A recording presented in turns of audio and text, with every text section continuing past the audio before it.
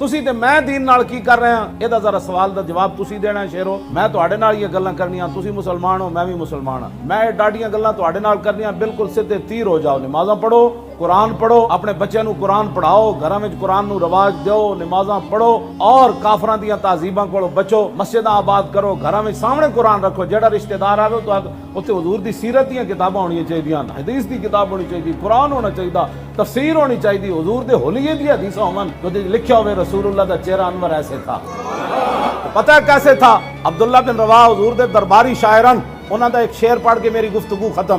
फरमाया लौ लम यकुन फी आयातुम मुबय्यना कानत बदीहतु तुगनी अनिल खबरी। फरमाओ मेरे महबूब दे गुलामों, तुसां तां हुजूर दा चेहरा अनवर नहीं वेख्या, असी वेख्या। मैं आखा जी फिर की वेख्या? फरमाया अगर रसूलुल्लाह अपनी सदाकत के लिए कोई मौजज़ा लेकर ना आते तो हुजूर की सदाकत के लिए हुजूर का चेहरा अनवर ही काफी था।